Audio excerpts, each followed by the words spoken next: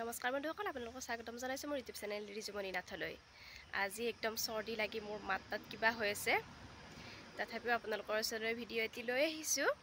আৰু এনেকুৱা টাইমত মানে চৰ্দি লাগি থাকিলে যি টি বস্তু খাবলৈ মন নাযায়, সেয়েহে অকণমান আজি আলুৰ চপ কেইটামানকে বনাওঁ বুলি ভাবিলোঁ। আলু চপ কেইটা কেনেদৰে বনাইছোঁ সকলোখিনি আপোনালোকক মই আৰম্ভণিৰ পৰা শেষলৈকে দেখুৱাই দিছোঁ, গতিকে ভিডিঅ'টো স্কিপ নকৰাকৈ আৰম্ভণিৰ পৰা শেষলৈকে চাই থাকিব। আৰু যদি মোৰ চেনেলটোত কোনোবা নতুন হয় তেনেহ'লে চেনেলটো ছাবস্ক্ৰাইব কৰি ল'ব। আলুৰ চপ বনাবলৈ আমি কেইটামান আলু লৈছোঁ। আলুকেইটা এতিয়া আমি ভালদৰে সিজাই ল'ম। আলুখিনি আমি সিজাই ল'লোঁ। এতিয়া আমি ইয়াতে দি দিম পিঁয়াজ, অলপ সৰু সৰুকৈ কাটি ৰাখিছিলোঁ পিঁয়াজখিনি। তাৰপিছত দিছোঁ এয়া ধনিয়া আপোনালোকে এয়া মই মান ধনিয়া দিছোঁ, আপোনালোকে সেয়া ধনিয়াও দিব পাৰে। তাৰপিছত দিছোঁ অকণমান ধনিয়া গুড়ি, অকণমান জিৰা গুড়ি, লগত জলকীয়া গুড়িও দি দিছোঁ। আপোনালোকে কেঁচা জলকীয়া ব্যৱহাৰ কৰিব পাৰে। মই কেঁচা জলকীয়া আৰু দি থকা নাই, জলকীয়া গুড়ি কৰি ৰখা আছিলে ঘৰতে, সেয়ে জলকীয়া গুড়িয়ে দিছোঁ। তাৰপিছত দিছোঁ সোৱাদ অনুযায়ী নিমখ। এইখিনি এতিয়া আমি ভালদৰে পিটিকি ল'ম।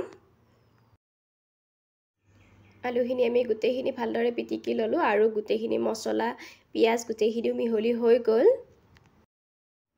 এবাৰ আমি এটা বাটিত বেচন অলপ লৈছোঁ, লগত 2 চামুচ 3 চামুচমান ময়দাও দি দিছোঁ আৰু অকণমান সোৱাদ অনুযায়ী নিমখ দি দিছোঁ।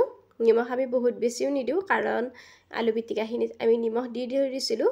অকণমান কালাৰৰ বাবে হালধি দিছোঁ। এইখিনি এতিয়া মিহলি কৰি ল'ম।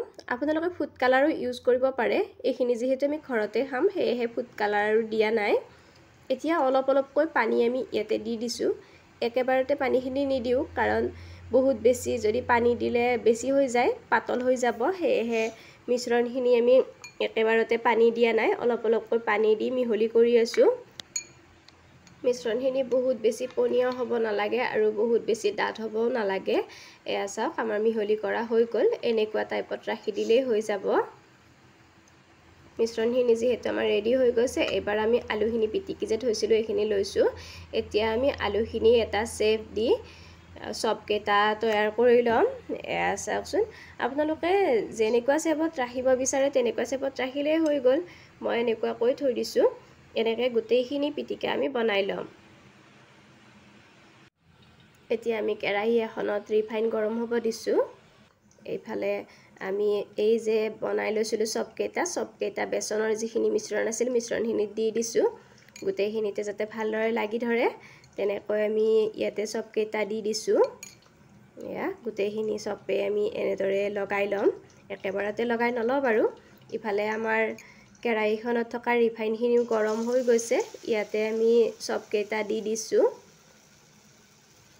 এবাৰতে আমি গোটেইখিনি চপ নিদিওঁ, 4-5টাকৈ দি দিম, কাৰণ একেবাৰতে গোটেইখিনি দিলে চপকেইটা ভাল নহ'ব। আৰু ইয়াতে যিহেতু ৰিফাইন অলপ বেছিকৈ লাগে, কম ৰিফাইনত ভাজিবলৈ বেয়া হয়, সেয়েহে বেছিকৈ দিব নোৱাৰি আৰু কেৰাহীখনত এৰি ধৰিব। বেছিকৈ যদি দিওঁ ইটোৰ গাত সিটো লাগি ধৰিব, সেয়েহে আমি কমকৈ দিছোঁ। সেয়া চাওক, আমি এটা ছাইড ভালদৰে সিজাই ল'লোঁ। এতিয়া আমি ওলোটাই দিছোঁ আনটো ছাইডো সিজিবৰ বাবে। এয়া সাজোতে বেছি টাইম নালাগে, কমেও 4-5 মিনিটৰ ভিতৰতে হৈ যায়, কাৰণ ভিতৰখিনি আগতে সিজিয়ে আছে। এয়া চাওক, আমাৰ এইকেইটা বনাই ৰেডি হৈ গ'ল। এতিয়া আমি এইকেইটাৰ নিচিনাকৈ বাকী থকা চপকেইটাও বনাই ল'ম। এয়া আমাৰ চপখিনি গোটেই ৰেডি হৈ গৈছে। এয়া লৈছোঁ চচ। এতিয়া খাব পৰা হৈ গৈছোঁ। গধূলি টাইমত এনেদৰে খাই অৱশ্যে ভালো লাগে, গা বেয়া নহ'লেও এনেও গধূলি টাইমত খাই ভাল লাগে। গতিকে এনেদৰে ঘৰতে বনাই আপোনালোকেও ট্ৰাই কৰি চাবচোন। বন্ধুসকল, আজিৰ এই আলুৰ চপৰ ভিডিঅ'টো চাই কেনেকুৱা পালে কমেণ্ট কৰি জনাবলৈ নাপাহৰিব। যদি ভাল পাইছে তেনেহ'লে এটা লাইক কৰিব, শ্বেয়াৰ কৰিব আৰু যদি মোৰ চেনেলটোত কোনোবা নতুন হয় তেনেহ'লে চেনেলটো ছাবস্ক্ৰাইব কৰি ল'ব। ধন্যবাদ।